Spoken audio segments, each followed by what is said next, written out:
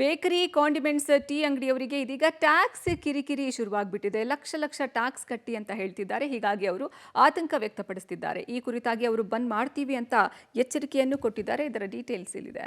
ಸಣ್ಣ ಸಣ್ಣ ಅಂಗಡಿಗಳಿಗೆ ಲಕ್ಷ ಲಕ್ಷ ಟ್ಯಾಕ್ಸ್. ಜುಲೈ 25ರಂದು ಬೇಕರಿ, ಕಾಂಡಿಮೆಂಟ್ಸ್, ಟೀ ಅಂಗಡಿ ಬಂದ್. 3 ದಿನ ಹಾಲು ಸಿಗಲ್ಲ, ಸಿಗರೇಟ್ ಮಾರಾಟ ಇಲ್ಲ.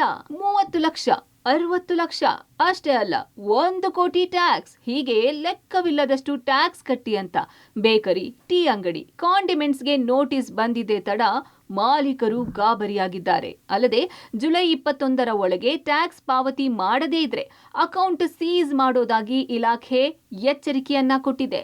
ಸರ್ಕಾರ ಹಾಗೂ ತೆರಿಗೆ ಇಲಾಖೆಗೆ ಈಗಾಗಲೇ ಟ್ಯಾಕ್ಸ್ ಮನ್ನಾ ಮಾಡುವಂತೆ ಮನವಿ ಸಲ್ಲಿಕೆ ಮಾಡಿದ್ದು 10 ದಿನಗಳ ಡೆಡ್ಲೈನ್ ನೀಡಿದ್ದಾರೆ. ಇದನ್ನು ಮನ್ನಾ ಮಾಡದೇ ಇದ್ರೆ ಬಂದ್ ಅಸ್ತ್ರ ಪ್ರಯೋಗಿಸಲಿದ್ದಾರೆ. ಅಂಗಡಿ ಮಾಲೀಕರಿಂದ ಬಂದ್ ಅಸ್ತ್ರ. ಜುಲೈ 25ರಂದು ರಾಜ್ಯಾದ್ಯಂತ ಸಣ್ಣ ಅಂಗಡಿಗಳು ಬಂದ್. ಕಾಂಡಿಮೆಂಟ್ಸ್, ಬೇಕರಿ, ಟೀ ಅಂಗಡಿ, ಬೀಡಾ ಅಂಗಡಿ ಬಂದ್.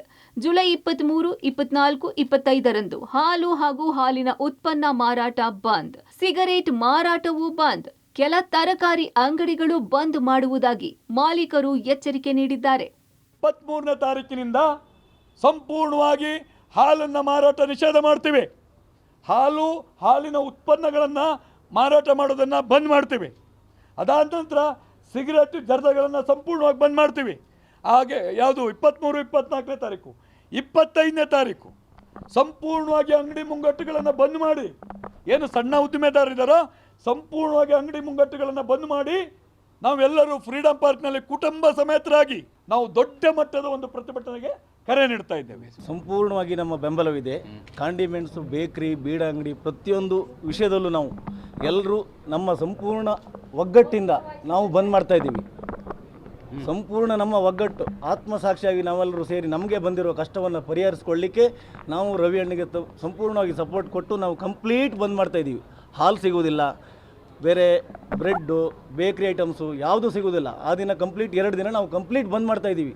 ಯಾವ ಕಾರಣಕ್ಕೂ ನಾವು ಹಿಂಜರಿಯುವ ಮಾತೇ ಇಲ್ಲ. ಹಾಲು, ಬ್ರೆಡ್, ಬನ್ಗೂ ಟ್ಯಾಕ್ಸ್ ಹಾಕಿದ್ದು ವ್ಯಾಪಾರಿಗಳನ್ನು ಕೆರಳಿಸಿದೆ. ಹೀಗಾಗಿ ಅಂಗಡಿ ಮಾಲೀಕರು ಬಂದ್ ಅಸ್ತ್ರ ಪ್ರಯೋಗಿಸಿದ್ದಾರೆ. ಶಾಪ್ ಅಡವಿಟ್ರು 2-3 ಲಕ್ಷ ಸಿಗಲ್ಲ, ಅಂಥದ್ರಲ್ಲಿ 60 ಲಕ್ಷ ಟ್ಯಾಕ್ಸ್ ಬಂದ್ರೆ ಕಟ್ಟೋದು ಹೇಗೆ ಅಂತ ಕಿಡಿಕಾರಿದ್ದಾರೆ. ಇನ್ನು ಫೋನ್ ಪೇ, ಗೂಗಲ್ ಪೇ ಸಂಸ್ಥೆಯೇ ಖುದ್ದು ಮಾಲೀಕರ ಟ್ರಾನ್ಸಾಕ್ಷನ್ ವಿವರ ನೀಡಿದ್ದು ಅಂತ ಟ್ಯಾಕ್ಸ್ ಅಧಿಕಾರಿಗಳು ಹೇಳಿದ್ದಾರೆ.